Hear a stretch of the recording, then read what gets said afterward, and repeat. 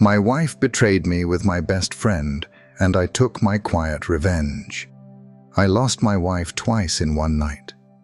The first time happened when she murmured another man's name in her sleep and turned her face away from me like a curtain catching a draft.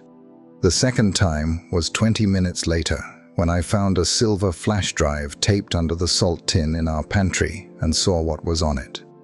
The name, she said, was Mark, my best friend since high school, the man who stood next to me at our wedding and pressed the ring into my shaking hand.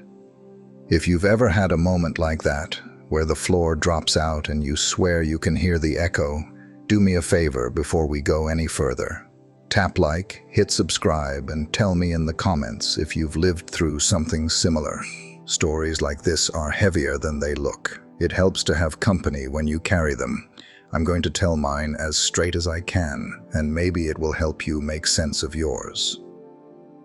I'm 62, retired from the boatyard after 35 years of fixing engines and coaxing stubborn bolts. My wife, Helen, is 60 and sells houses in our little lakeside town, the kind of agent who remembers everyone's dog and school colors. Our kids are grown. Hannah lives close enough to bring her twins over on Saturdays, and Paul works in Phoenix, where sunsets act like they invented orange. On good days, our life looks like a weathered porch, steady, creaking, familiar enough to trust with bare feet. The night I lost her, we had celebrated 30 years married with meatloaf and a pie Hannah picked up from Mason's bakery. We told the old jokes, and I pretended not to hear the way the clock in the dining room ticks louder when strangers leave. After the twins were bundled into their car seats, we rinsed plates in warm water that smelled faintly of lemon and good behavior. We went to bed like we always do, a pair of old travelers checking into the only inn left open. Sometime after midnight, I woke for water, the way men my age do. Helen rolled toward the wall and sighed the name, his name, softly, like it had been living behind her teeth, and finally found the door. I froze, glass halfway to my mouth, heart learning a new shape without permission. The refrigerator hummed its quiet hymn, and a truck grumbled down Lakeview as if nothing in the world had changed. In the morning, she was sweet coffee and errands. She had an early showing by the school, said she'd be home for lunch, kissed my cheek like a promise with small print. Her phone lay face down on the counter, screen dark, as if even the glass had secrets. I asked why she'd changed her passcode, and she smiled as though the answer lived in a drawer. After you spilled coffee on it last month, don't you remember? I wanted to remember. I wanted the coffee to be the only stain. But memory is a generous liar, and doubt is an accountant. By the time the door closed behind her, there was more I didn't know than I did. I found the flash drive by accident while making a sandwich. The salt tin felt heavy for no good reason, the way an empty wallet sometimes does. My thumb caught the edge of tape, and curiosity, stupid, glittering, did the rest. I sat at the kitchen table with the drive in my palm, like it could burn through skin, then slid it into the laptop because sometimes pain is the only way to find out where it hurts. There were photos first, low-res and unforgiving. Helen and Mark at Lane 7 in the bowling alley he owns, his hand on her lower back like it had always belonged there. Another in the parking lot. Daylight bright and insistently normal, the kind of kiss a person gives when they've stopped being afraid of witnesses. Receipts for wine and dinners, and a motel that tries to sound nicer than it is by calling itself a lodge. Then a spreadsheet called Plan B. Columns, totals, account nicknames only we would know. A line that read bridge cash, if D, hospitalized, and my name tucked into an equation like inventory. I looked up at the lemon-clean kitchen and felt my own life try to step out of its body. I closed the laptop, slid the drive back under the salt, and washed my hands until the water turned mean. Then I went outside and raked a perfectly tidy patch of grass. Our neighbor, Mrs. Adler, waved with that slow, palm-down motion widows have when they've learned not to hurry grief. I waved back, my hand not quite steady and not quite brave. There are men who shout and men who go quiet. I am the second kind, the kind who makes lists when a storm knocks the power out.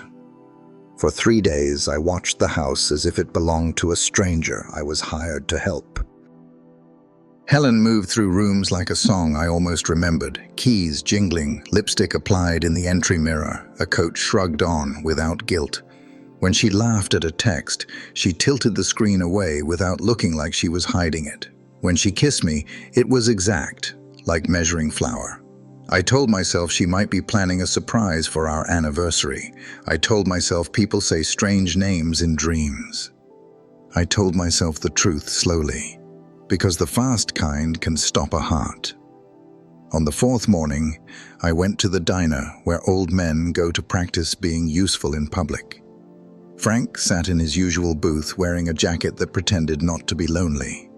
He used to sell insurance claims the way magicians sell wonder. Now he sells opinions about baseball. "Frank," I said, "how do you know if you're paranoid or paying attention?" He stirred his coffee with a spoon that had never been polished.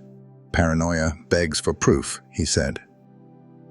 "Attention collects it." He slid me a card for a private investigator named Nora, said she looks like anybody and knows everything. I tucked it into my wallet behind my fishing license, as if that made it legal. Nora met me in the parking lot behind the credit union, where the seagulls argue with French fries. She shook my hand and called me Mr. Carter in a voice that didn't take sides. "I follow patterns, not people," she said, zipping her windbreaker like she was closing a file. "Give me 3 days." Those 3 days stretched their legs. I oiled the back gate and put new felt pads on the dining chairs and cleaned a filter that didn't need it. At night, I lay on my side, listening to Helen breathe, counting the space between each rise like bean seeds. I tried not to build a story out of a single name and failed. The envelope arrived on a Thursday with Nora's simple handwriting. Inside, photographs of Helen and Mark at the lakefront overlook where I proposed, at the little Italian place by the hardware store, at the bowling alley that smells like shoe spray and nacho cheese. A printout of a calendar that kept its mouth shut, but pointed at Tuesdays with gusto. A note. Alternating weeks, 2 to 4 p.m. He pays cash. I set the envelope down like it could go off. Helen came home with a whiff of vanilla and a flyer for a crafts fair she claimed she'd been invited to help with. She kissed my cheek and asked if I'd remembered to take my blood pressure pill. I nodded and said the roast could use another 10 minutes, like recipes could save us. That night, I dreamed I was tightening bolts on an engine that wouldn't stop leaking. Every time I turned the wrench, a new drip appeared somewhere else. When I woke, the sky was an old bruise and Helen was in the shower, humming a song we danced to once. I closed my eyes and tried to find the step. I drove to Mark's bait shop at noon. He was behind the counter counting change, flush with the ordinary, like a man who believed in fish and Saturdays. "Pal," he said, grinning the grin that had gotten him out of worse than parking tickets. "Got a minute to help me carry a box?" We walked to my truck, and I asked him if he loved her. He blinked, the sun caught his lashes, and for an instant he was 19 again, getting caught copying homework. "We never wanted to hurt you," he said, which is what people say when they've been doing it a while. "We were just lonely." Lonely is a coat you wear too long until it becomes your skin. I asked if there was money and watched a calculation cross his face like a cloud playing honest.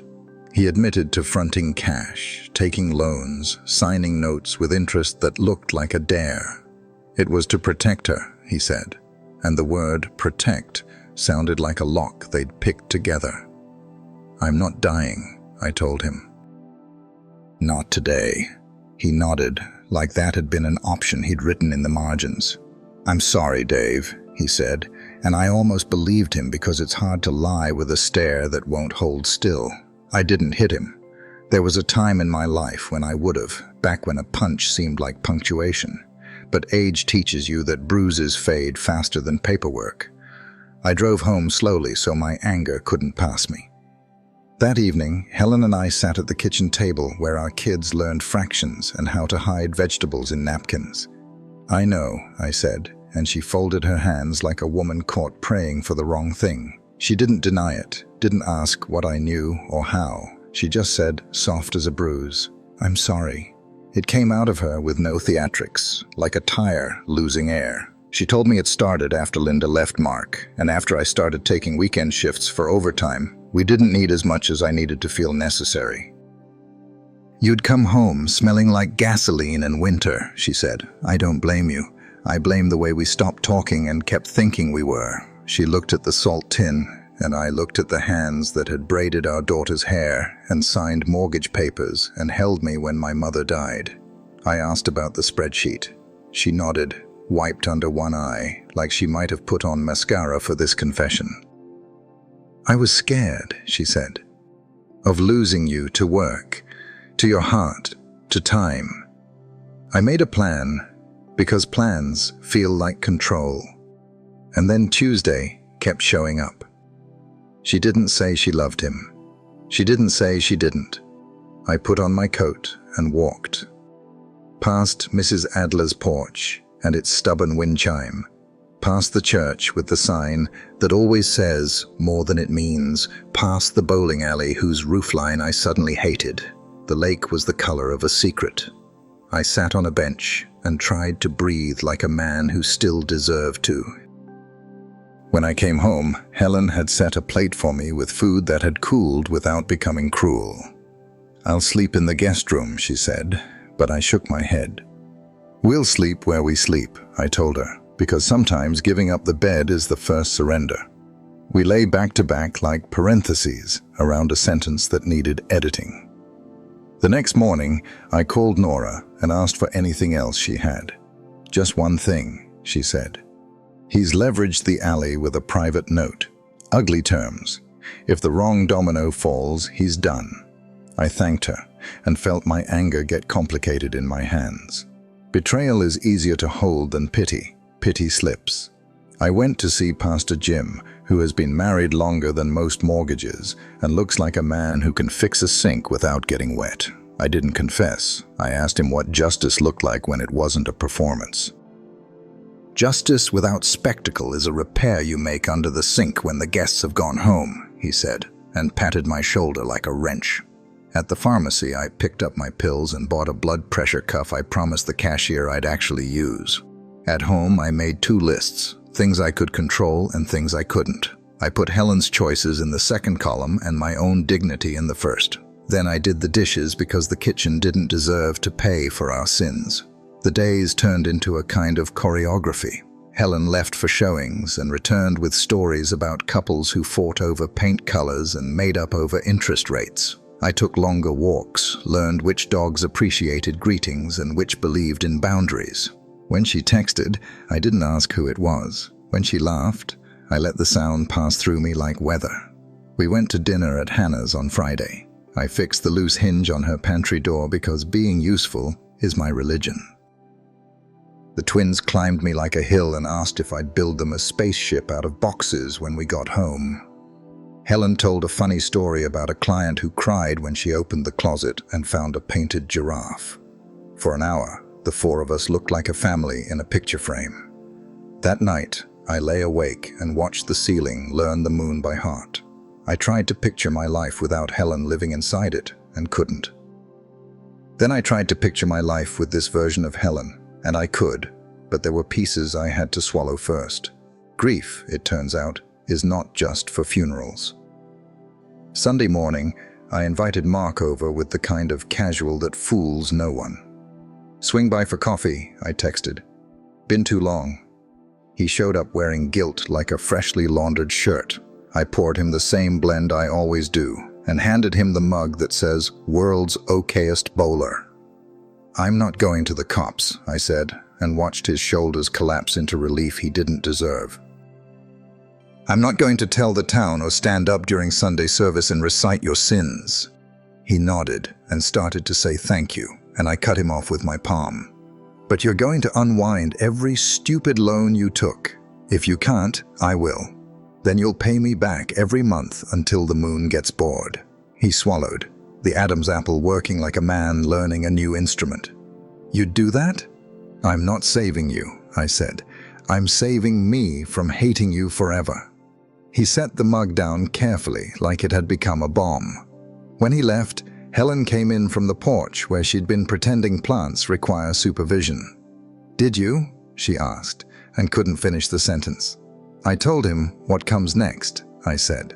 She nodded, and her eyes did that bright, dry thing that means tears are being held hostage.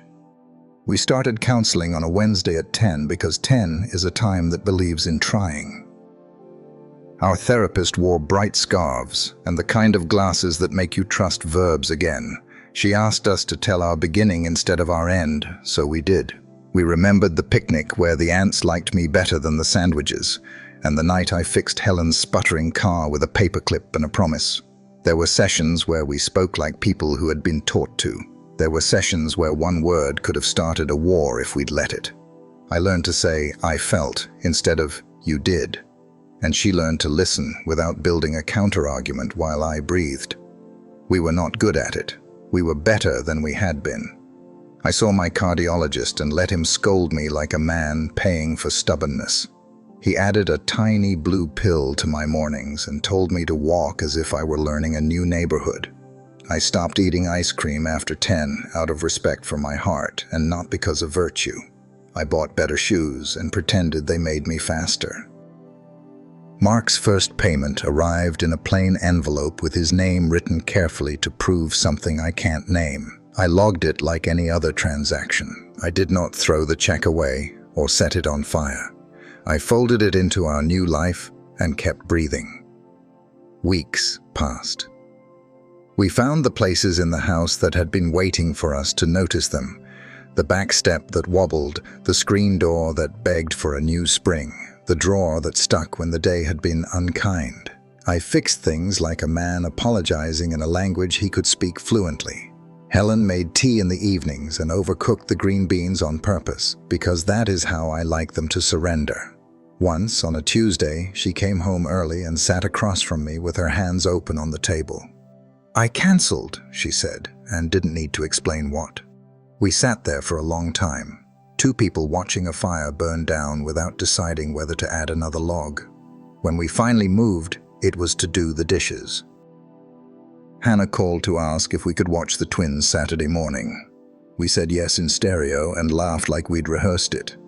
They brought over drawings of astronauts with heads too large for their bodies and a shoebox full of rocks they insisted were from the moon. We went to the park and pretended gravity was optional for an hour. Saturday afternoon, I sat on the front steps and sanded a splinter out of the railing.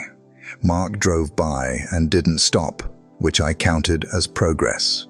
Helen watered the petunias and hummed a tune that wasn't quite happy but wasn't sad either.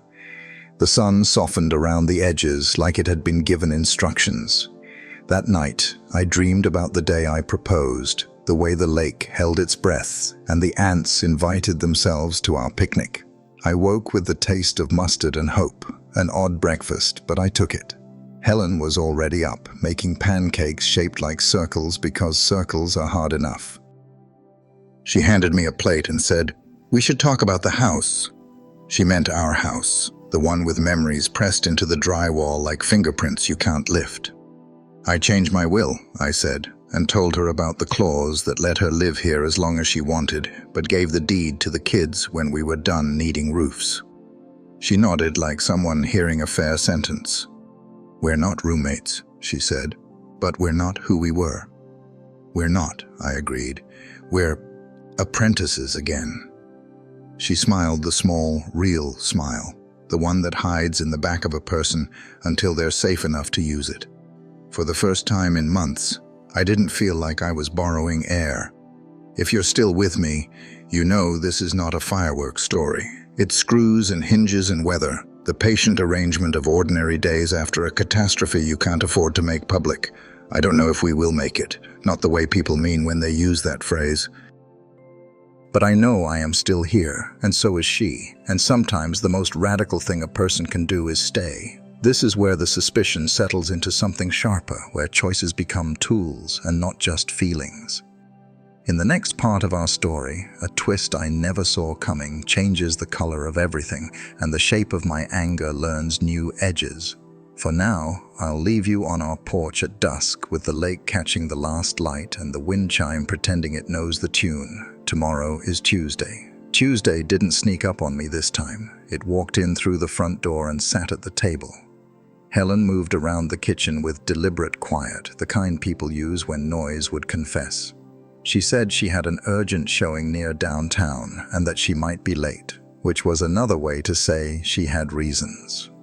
When the door clicked shut, I set my palms flat on the table and let the grain of the wood do the counting.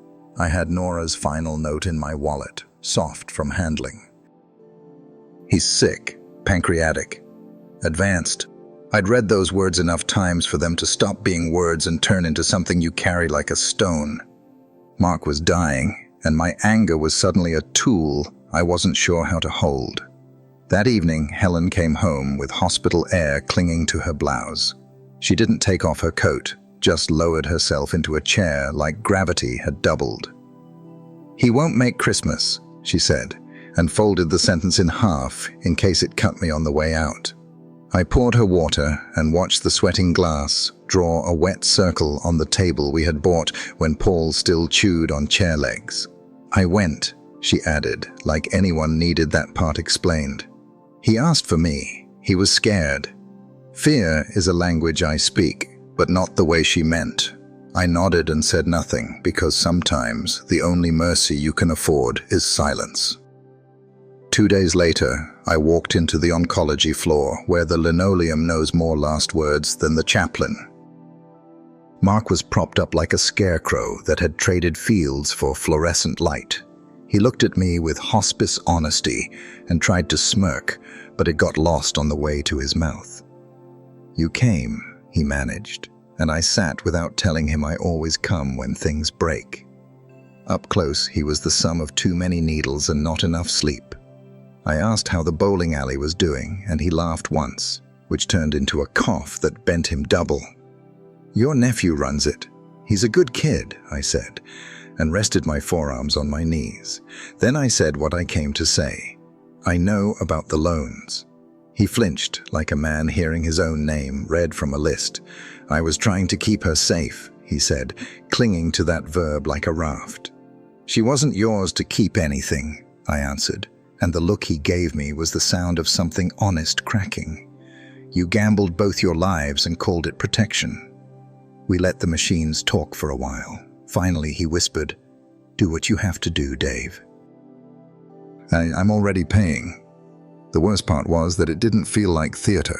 It felt like inventory. I stood, tucked the blanket more firmly at his feet out of muscle memory, and left him to wrestle the air. Driving home, I staged a dozen trials in my head.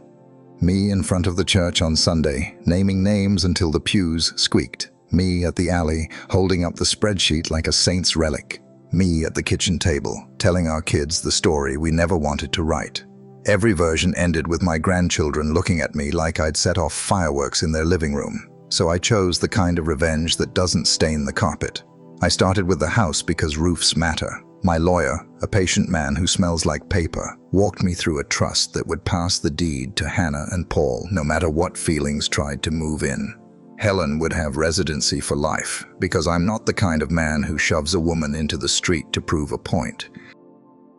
But the roof, the porch, the tired refrigerator hum, those would be our children's to inherit, not anybody's leverage. Money was next, because sermons are cheap and statements come quarterly. I consolidated accounts and opened new ones with names that sounded boring on purpose. I left Helen covered, but I took back the steering wheel I should never have let go of. The retirement account, which used to feel like a promise, suddenly felt like a boundary I could finally draw. Then I went after the bowling alley without ever touching the pins. Through a banker who likes golf too much, I bought out the ugliest note and replaced it with something more civilized on paper and less forgiving in practice. From now on, checks would arrive to my mailbox, not to a man in a pawn shop who smiles with his teeth closed. Mark would keep the lights on, and every month he'd remember my handwriting. The first check came folded into a plain envelope, his name written the way a boy writes sorry on a crooked card. Helen was the one who brought in the mail and held the envelope too long. "What is it?" she asked, thumb pressed against the edge like she could feel the weight. "Just business," I said, and I put it in the drawer where we used to keep birthday candles and a tape measure. Our days took on a rhythm you could set a metronome to. I walked the neighborhood before breakfast, and the dogs got used to my hello. Helen left with her leather portfolio and came home with stories that sounded like someone auditioning for the part of herself. We sat at the table and ate like polite roommates who knew the choreography of passing salt. Counseling was on Wednesdays, 10 o'clock, the time of day when truth isn't caffeinated enough to show off. Our therapist, bright scarves, sensible shoes, asked for origin stories, not alibis. We took turns remembering the picnic with ants and the night the Honda coughed itself back to life because I had a paperclip and an ego. I watched Helen's face soften around the memories like a place that finally recognizes its own map. Then Tuesday would arrive with its old smell, and the air got heavy. Helen still visited the hospital, and sometimes she cried in the shower with the water too hot. I didn't tell her to stop because some lessons only settle in when you pay for them in person. I let the checks and the IV drips do the talking. One evening, after Hannah had left with the twins sticky and happy, Helen asked, "Do you hate me?" The room didn't blink, but I did. "I hate what you did," I said, the sentence measured like medicine. "I don't know yet what that means about you." Mark declined the way seasons do when you're not looking. A week later, he was a voice wearing a stranger's body. The next week, he was a signature that shook. The checks kept coming, tiny acts of penance with stamps. Helen asked me to go see him one last time, which is a phrase built for regrets. I stood at the foot of his bed, the machines quieter, the room full of the kind of flowers people buy when they don't know what else to do. He looked at me the way men look at their fathers when they realize time has changed the rules. "You win," he whispered, and it was the closest thing to a confession he had left. "No," I said, and put my hands in my pockets so I wouldn't do something I'd have to remember. I just survived. I left him with the flowers and the beeping and the ceiling tiles, because that's what he had earned, and that's what I had left to give. In the elevator, I stared at the lit numbers and realized I'd been waiting months to feel lighter and had forgotten how he died on a Tuesday, because of course he did. The funeral was a polite performance in a room that smelled like furniture polish and lilies. Helen cried with both hands, and Hannah held her, and I shook a lot of hands that didn't know what they were trying to say. No one eulogized the spreadsheet. No one mentioned the parking lot kisses. No one thanked the lender with the closed-teeth smile. Back home, after the casseroles stopped pretending to taste good, Helen sat at the table and pressed her palms against the wood like it might push back. "I loved him," she said, and I had the strange thought that honesty sometimes shows up late and still matters. "I know," I answered, "because I did. And I think you loved him like you love a locked door, because it looks like safety from far away." We didn't talk for a while. Silence isn't always avoidance. Sometimes it's a bandage you don't rip off in front of company. I made tea because I'm good at boiling water when nothing else wants to cooperate. She drank it with both hands the way cold people do. The revenge part everyone expects never came with applause. There was no town square scene, no bowed heads lined up for my speech. My satisfaction arrived in the mail on the first of each month and in the quiet of Tuesday nights when nobody was sneaking off to a parking lot. It was a scalpel, not a grenade, and the patient stayed on the table. Still, I wasn't done making sure the story wouldn't repeat itself when I wasn't in the room. I asked our lawyer to walk Helen and me through boundaries that had signatures at the bottom. Separate accounts, shared expenses, transparency about schedules that weren't sacred until someone started lying. I didn't turn our marriage into a contract, but I wrote down enough to remind us we had chosen this on purpose. Hannah noticed the way grown children do. She asked if we wanted help with the porch, which meant she wanted to check my pulse without using her fingers. We spent a Saturday sanding rails while the twins renamed the screwdriver Rocket. At lunch, she stared at Helen with a look that was halfway between accusation and love, and I pretended ketchup required my full attention. One night, after the therapist sent us home with a question about tenderness, Helen reached for my hand during the weather report. I let her, which felt both brave and small. We watched a storm skitter along the bottom of the screen and decided it would miss us. Sometimes that's all marriage is, deciding together that this one might pass. The bowling alley went on. His nephew learned the rhythms, league nights, birthday parties, the shoe spray that smells like denial pretending to be citrus. He sent me payments on time, and I sent him a note once that read, "Proud of how steady you've made it," which surprised both of us. Steady was the point. Steady was the punishment. Steady was also the mercy. I ran into Nora at the grocery store by the freezer aisle where people pretend to contemplate peas while making hard choices. She asked if I was all right in the haunted way professionals do. "I am what's left," I said, and she nodded like that was a category she knew how to file. We parted by the fish sticks, both of us grateful for jobs that let us put things back where they belong. When the collection agency that had bought one of Mark's old notes came nosing around with a letter that mixed threat and perfume, I handled it like a man turning off a water main. Phone calls, faxes, a conversation with a supervisor who wished he were somewhere else. By the time I was done, the paper trail knew the new rules, and the nephew stopped looking over his shoulder when he counted the register. There's a satisfaction in fixing something without witnesses. I started keeping a small notebook in my shirt pocket, the kind barbers used to use for appointments. I wrote down the things I did right, walked the loop by the lake, took my pills, didn't check her phone, called Paul first when the truck made a new noise, said good job to the nephew without choking on it. On bad days, I wrote stayed.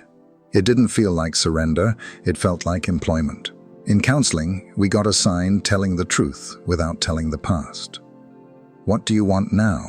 the therapist asked, which is a cruel question if you've been alive for any time at all. Helen said, "A porch where we sit because we want to, not because we don't know where else to be."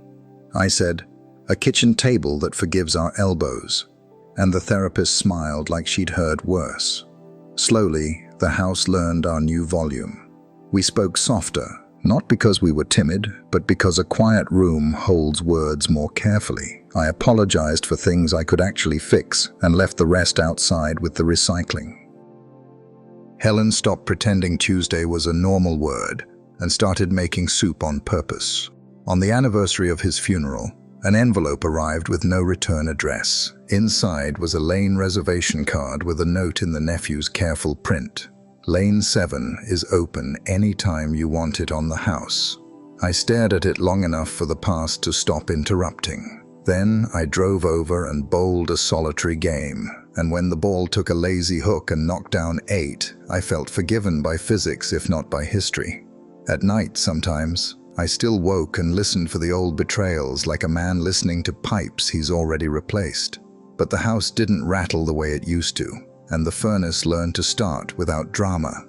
I would watch Helen sleeping and think of the long road between strangers and roommates, and something else you can't say without laughing at yourself. We weren't what we had been, and we weren't done. When Hannah asked if we wanted to come to the twins' grandparents' day, we dressed up like the role deserved more than clean jeans. We sat in chairs designed to humble spines and ate cookies that tasted like flour and effort. A teacher asked the class what grandparents were best at, and one of the twins shouted, "Fixing," while pointing at me with a glue-stained finger. The other said, "Talking," and pointed at Helen, and we pretended that didn't land right where it should. What I learned through all of it is that revenge can make you clever, but it won't make you wise. I could have set the town on fire and warmed my hands for a night. Instead, I rewired the house and paid the bill and slept with the window cracked. The quiet paid dividends eventually, the way decent investments do. On a Friday in late fall, the porch light clicked on before the sun remembered to go. I poured 2 whiskeys and carried them outside because ritual is how you coax meaning out of ordinary nights. Helen joined me with a blanket, and we sat without agenda, listening to the wind do its old trick with the chimes. "I'm still here," she said, not apologizing and not demanding, just taking attendance. "I know," I answered, and my voice didn't try to be brave. Across the street, Mrs. Adler took her time getting her mail, and I thought about how kindness is sometimes just not hurrying. We finished our drinks and went back inside to a kitchen that hadn't judged us once. The dishwasher hummed like a choir that only knows one good song. Mark's last check cleared. The nephew sent a Christmas card with the alley logo wearing a Santa hat that made me roll my eyes in a way that felt like exercise. I wrote, "Paid" in my little notebook, underlined it, and drew a box around it the way men do when they're teaching themselves a new form of prayer. Then I tore out the page and stuck it behind the salt tin as a private joke between me and the part of me that survived. That winter, the lake froze shallow and honest. I walked the loop in a hat Hannah insists makes me look respectable. Helen knit me new gloves in a shade of blue I didn't know my hands needed. Sometimes our elbows touched on the couch, and we let them. By spring, the porch fund we kept feeding with small bills had enough to buy a little heater that lied to the evening. We sat later, talked gently, let the neighborhood pass by, and grade us without a rubric. I learned to ask questions that weren't subpoenas. She learned to answer without moving furniture. And yet, there are days when I can still taste metal, and Tuesday, when the old reel tries to play. On those days, I bowl a terrible game alone and let physics tell me something about form and follow-through. On those days, she leaves me a note on the counter that says, "Tea is steeping," as if heat is a kind of apology. We make do with the small mercies and leave the big miracles to the pamphlets. When people ask, quietly, because our town understands the decibel limit on gossip, whether we worked it out, I say we're working. It's a verb that keeps its promises modest and its tools close. We replace what breaks. We label what we store. We don't keep anything damp in the dark. If love is a house, we're finally reading the manual. And that was the shape of my revenge. Not spectacular, not televised, not the roar of a man throwing a match. It was a blueprint redrawn in pencil and coffee rings. It was the patience to wait for checks and the courage not to weaponize funerals. It was refusing to teach my grandchildren that humiliation is how you prove you were hurt. The first spring without Mark arrived with confused tulips pushing through the soil, not sure if it was safe yet. I understood the feeling.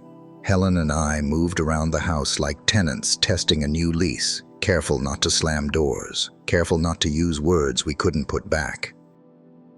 The air wasn't free of smoke, but at least the fire was out. On Sunday mornings, I still caught myself reaching for the phone to call him about fishing or the Browns or nothing at all.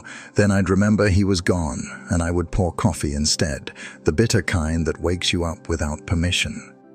Helen watched me sometimes, her eyes soft with questions she didn't ask. I think she knew the silence between us now carried more ghosts than either of us wanted to count. The checks from the alley kept arriving, now written in the nephew's neat script. Every envelope was another reminder of what had been ruined and what I had salvaged. I filed them without ceremony, because revenge isn't about applause, it's about balance sheets. And balance, however crooked, had been restored. Life with Helen became a kind of truce. We cooked together sometimes, bumping hips at the stove like strangers learning a dance. Other nights, we ate in silence, the clink of silverware loud enough to pass for conversation. There were no declarations, no sudden romance, just a weary sort of coexistence. One evening she asked, "Are we ever going to be us again?" Her voice cracked on the word us, like it wasn't built for the weight. I set down my fork and thought carefully. "We can't be who we were," I said, "but maybe we can be something that still matters." She nodded, tears brimming, and for once I didn't look away. We sat there with our grief and our hope, sharing a table that had held everything from birthday cakes to arguments. Sometimes the hardest kind of forgiveness is the kind you keep repeating day after day without ever finishing. That's what we had now. Unfinished forgiveness. Hannah moved back east with her family in early summer. The twins turned our backyard into a spaceship and declared me chief engineer. I hammered cardboard into crooked shapes while Helen taped stars on the garage wall. For the first time in months, we laughed, not forced, not polite, but the kind of laughter that doesn't ask for permission. Paul visited more often too, helping me fix the back steps, cursing when the level lied. We grilled on the porch, and I caught him watching me, like he wanted to ask questions but didn't know how. When we sat down with beers, he finally said, "Dad, are you and Mom okay?" I told him the truth I could. "We're still here. That counts for something." He nodded slowly, as if cataloging my words for later use. I think children never stop measuring their parents, even when they're grown. And maybe that was part of my revenge too, showing them that survival could look steadier than destruction. I wanted them to know dignity is a weapon sharper than rage. Counseling kept us tethered. Our therapist once asked, "What is tenderness now?" Helen said, "A cup of tea left on the nightstand." I said, letting the other person finish their sentence. We both laughed, but the kind of laugh that admits something. Tenderness had changed shape, but it hadn't disappeared. We were no longer lovers like fire, but perhaps we were companions like old trees, leaning against each other so neither fell. That, I decided, was enough. Not everyone in town stayed blind. Whispers carried, as whispers do, and I caught sidelong glances at the grocery store. No one asked directly, but I could tell stories had been pieced together, half right and half invention. I didn't correct them. The truth belonged to us, not the crowd. One afternoon, Nora spotted me in the frozen foods aisle. She tilted her head, her windbreaker rustling like memory. "You look lighter," she said, almost surprised. "I am what's left," I told her, and she nodded like she understood exactly how much that weighed. On the anniversary of Mark's funeral, the nephew mailed me a lane reservation card. It read, "Lane 7 is yours, anytime, no charge." I sat with it a long time, remembering that photograph on the flash drive, the one where Helen and Mark laughed under the same neon glow. Then I drove to the alley, laced up a pair of shoes, and bowled a solitary game. The ball hooked lazily, wobbling down the lane before toppling 7 pins. Not a strike, not perfection, but something. I smiled for the first time in that place. Not because I won, but because I'd stopped losing. Sometimes that's enough. Life settled into crooked normalcy. Helen planted herbs in the kitchen window, and I fixed the leaky gutter. We shared coffee on the porch, sometimes in silence, sometimes with stories about the twins' latest schemes. It wasn't fireworks, but it was steady. And in the quiet, I realized steady was the real revenge. We had survived the scandal, outlived the betrayal, and rebuilt something not new, not perfect, but alive. Helen had lost her fantasy, Mark had lost his life, and I had kept my dignity. Dignity, I decided, was the inheritance I wanted to leave my children. There are still days when the past bites back. Tuesdays feel heavier. Sometimes I wake in the night and wonder if I was foolish to stay, if survival was really victory. But then I hear the steady breath beside me, and I remember that revenge doesn't always mean leaving scorched earth. It can also mean choosing what to save, choosing to keep a house, a family, a history, even if it's scarred, choosing not to give the betrayal more power than it already stole. That, to me, is smarter than burning everything down. So that's where my story ends, or maybe it doesn't.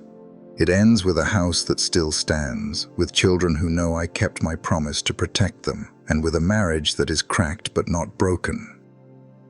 It ends with dignity instead of ashes, and maybe, in the long run, that's the only revenge worth having. Now, I want to ask you, if this had been your life, would you have done what I did? Would you have chosen survival over destruction? Would you have tried to rebuild or walked away forever? Tell me in the comments. And if you've carried me this far, don't forget to like and subscribe, because I have more stories to share, and maybe one of them will help you carry yours. I don't know if Helen and I will ever be who we once were, but we're still here, and sometimes being here is the bravest choice of all.